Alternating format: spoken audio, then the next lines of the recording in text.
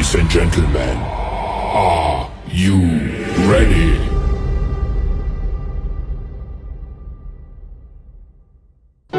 Good morning mga katingap. Meron na naman akong natanggap na liham sa aking messenger or sa Gmail account na nagmula pa ito sa Davao City. Nice. Wow, next naman. Mabuhay Davaoenyo. Nandyan din ako noong Kadayawan, last Kadayawan. Napaka-peaceful po dyan sa Davao City. Congratulations po sa ating team mayor dyan. So ito po yung liham ni Christina. Wow, napakagandang pangalan. Good morning mga katingap. Tawagin niyo na lang po ako sa pangalan Christina na nagmula sa bayan ng Davao City, Goldview Subdivision. Ang pagkakalam ko itong Goldview Subdivision is nasa Turil. Isa po akong nagmamay-ari ng mini grocery store. Oh my God! Wow! Wow naman, may grocery pa rito si Madam Christina. Dito sa aming lugar na kung saan ay mayroon akong customer na ubod ng kulit. Stop it. Get some help. Dahil sa araw-araw na lang siya pumupunta sa aking pwesto. Mention ko lang po, lalaki po ito. At gusto niya akong ligawan. At sa totoo lang po, ay gwapo po siya. My God! Wow! Hindi ako pumayag na ligawan niya ako sa kadahilanan mayroong po siya asawa. Pero aaminin ko na nahuhulog na rin ang loob ko sa kanya. Gago! Sinong nga ba naman ako na araw-araw na lang akong kinukulit na hindi mahulog sa isang tao? Huwag mong subukan. Masisira ang buhay mo. Opo, mabait ito sa akin. Pero alam kong hindi tama. Pilit ko man siyang itaboy or iwasan, ay kusang pumupunta siya sa aking pwesto. Paminsan-minsan po ay kumukuha siya ng mga paninda ko na hindi niya binabayaran.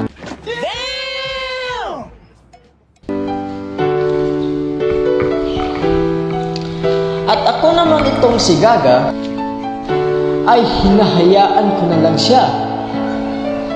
Dahil siguro sa nahuhulog na ang loob ko sa kanya. Kahit alam kong hindi tama.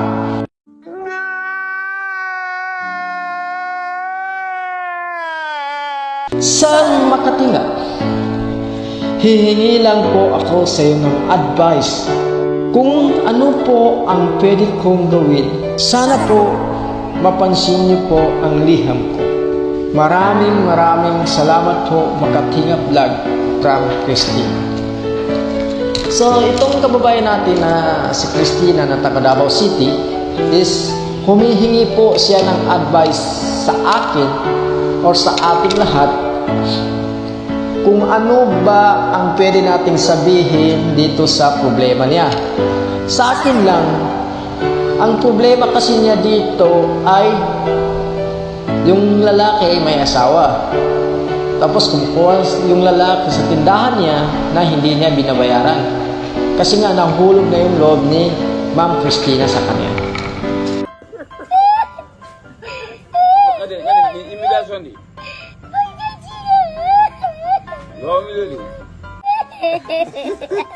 Mga makatingap, magbibigay tayo ng advice kay Ma'am Christina. Oo. Maraming salamat sa liham niyo po, Ma'am Christina, no? From Davao City. Maraming salamat po. Ang masasabi ko lang po dyan, sa problema niyo po, Ma'am Christina, ay una po, ibalik niyo na lang po ang nararamdaman niyo po sa walang asawa.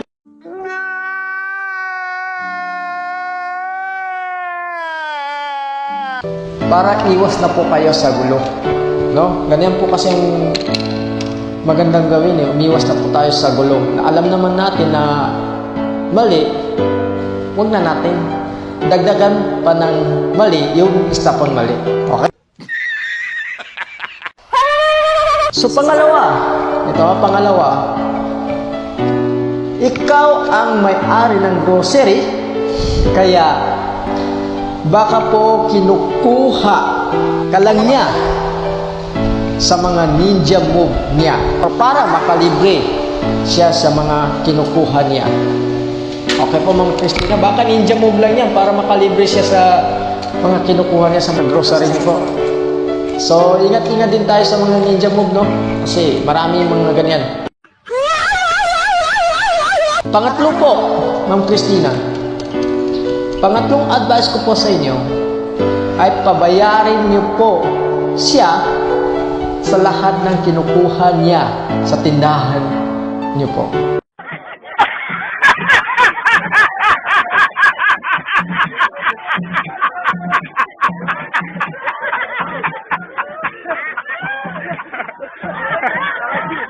Ma'am, yun lang po may advice ko, ma'am, sa inyo, ma'am, na yung pangatlo, ma'am, yun po ang pinaka number one siguro, ma'am. Yung pangatlo na pwede naman ng siya singilin, ma'am, singilin sa lahat ng kinukuha niya para hindi siya mag-interest pa na lalapit pa sa iyo kasi pinapabayad mo kasi, di ba? So yun po ang alam ko na solusyon, Ma'am Christina. Okay, sa ating mga viewers or nakakapanood ng liham ni Ma'am Christina, ano po ang pwede niyo pong i-advise sa kanya? Okay, kayo na po ang bahala mag-advise kay Ma'am Christina. Please like and share this video. Okay, para po makakuha tayo ng advice sa ating pinakamamahal na mga marites.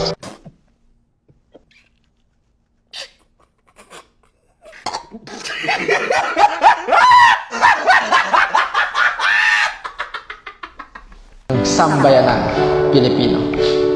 Okay, maraming salamat po sa inyong lahat. Saludo po kasi.